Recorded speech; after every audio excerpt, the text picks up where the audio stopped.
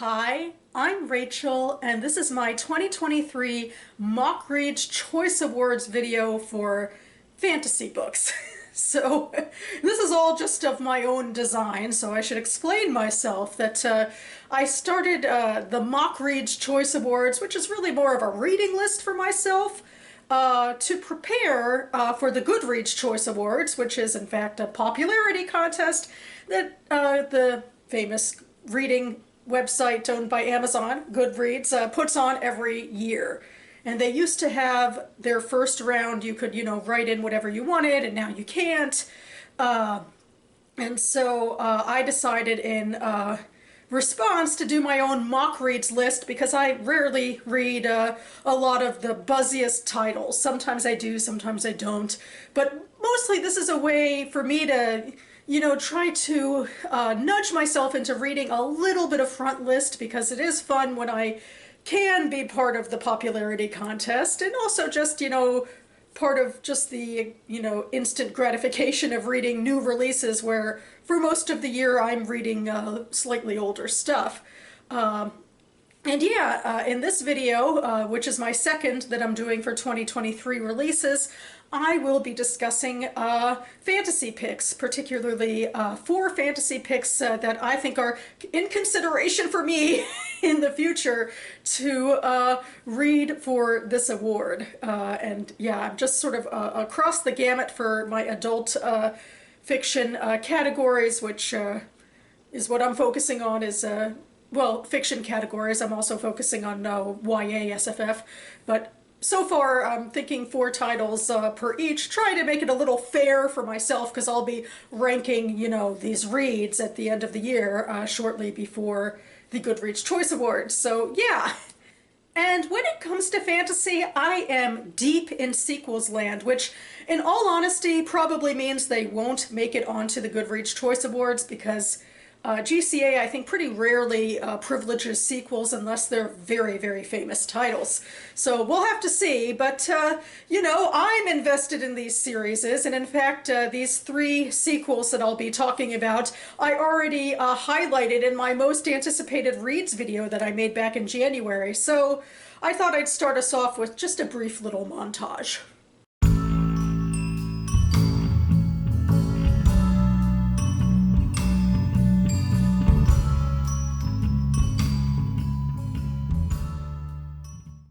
And now I'll give some brief summaries of the 3 books. I'm going to start with The Bone Shard War by Andrea Stewart, which came out on April 18th, because in fact I just got this delivered into my Libby, which is an audiobook app that my library uses, so I will be reading this pretty imminently next month, I believe. I'm very excited.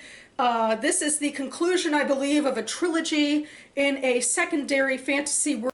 And it's based on a magic system that uses bone shards to create constructs, and this society is in the middle of political upheaval. We follow several characters, and I feel like the characterization got better even in the second book than the first, so I'm looking forward to good things to round this out. The title I'm probably most looking forward to out of all of these is A Day of Fallen Night by Samantha Shannon, which came out on February 28th. I feel like I'm a little controversial in this, that it's, I don't know, not as acclaimed as a lot of other fantasy titles. It is very long, for one thing. It's almost 900 pages. And it is a prequel, and it was the first one was supposed to be a standalone. It was also equally as long. And I feel like, I don't know, people thought it was a little too long and involved, and it's a it's a gender-bent George and the Dragon retelling, but I guess it's still pretty heavily involved in European style medieval world building. There was also some Asian style world building as well, which was a little weaker, I thought, in the first book, so I'm hoping that that's a little improved in this prequel, and it's about like these different cultures and how they view dragons and strong female characters and positions of complex, I thought, power systems. At least I was very impressed by the first one. It was one of my favorite reads of that year, so I'm very excited to get to this one.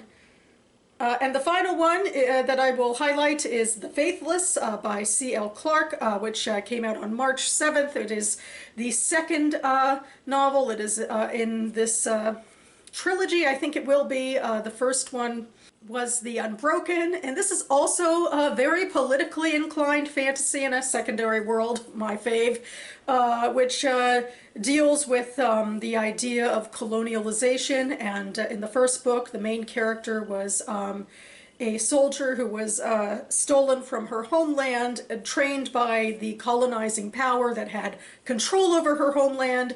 And then she has a bit of a awakening, as it were, in the first book about who she's really fighting for, and she's in a bit of a relationship with someone a little problematic, because she is the person with whom she is in a relationship. Luca is the heir apparent to this colonizing empire. I think she's supposed to be, you know, a better choice for rulership, definitely more empathetic than her forebears.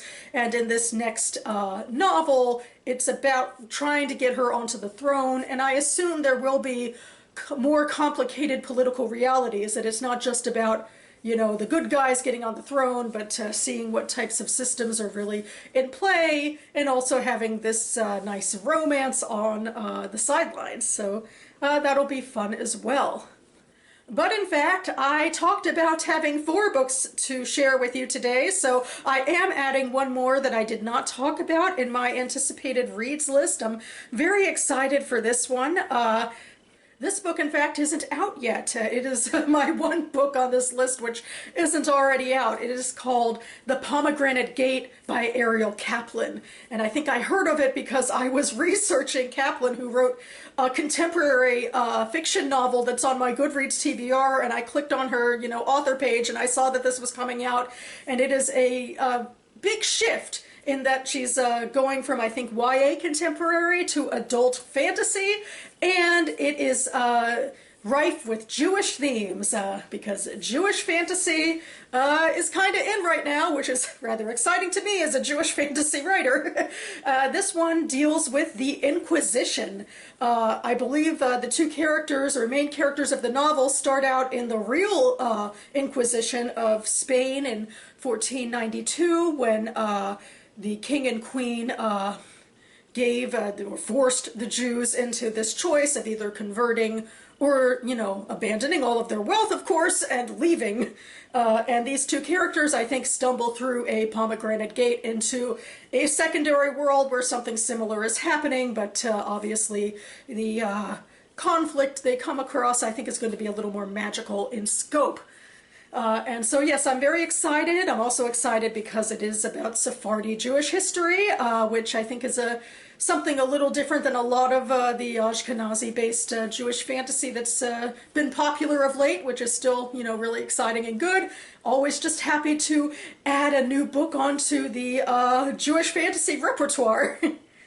So I'm definitely looking forward to reading this one, and who knows, maybe I'll get to do so with a free copy of the book? I say that because in my last MockReads video, which was about some literary / general fiction picks, I highlighted 4 books, including one from a local author and a smaller press, and I was contacted by the author's representative, and she asked if I would like a copy of the book to read and review, and for free, you know, as the legit reviewers get. And I thought, like, this is so awesome, and of course I do. So here I have it right here, Swimming with Ghosts by Michelle Brofman, which is coming out later next month, and I will be reading, I hope, shortly before it comes out. Very excited for this one. And in that vein, I am now passive-aggressively calling out Kensington Books, which is publishing The Pomegranate Gate, that, hey, maybe I deserve a free copy of this. I am very excited about it. I'm pretty well versed in Jewish fiction and Jewish fantasy fiction as a reader and a writer as well. And the book comes out in July of this year, which is my birthday month, so, you know, if you're looking for a birthday gift for me, you know, who knows, maybe I should legitimately reach out to them. You know, it never hurts to, you know, send out an email and probably be just ignored, but, you know, something cool could come of it. You know, I was so surprised and pleased to hear about this book and now have this book. And so, you know, good things happen on BookTube, even for the small fries like me. And that about covers it for me now. I will leave the Goodreads links for all the books I talked about down below, and a link to my last MockReads video for other frontlist titles that are on the docket for me this year. I'm also hoping to read in adult historical fiction and adult science fiction. Yeah, I will be making videos about those in the future as well. But most imminently, I will be back on this channel to do my final AM reading video of May, you know, capping out Memorial Day weekend in the US here as well. So stay tuned for that. I hope you are all enjoying your reading, be it frontlist or backlist reading, and have good access to all of those books. Thanks so much for watching, everyone, and I'll see you next time.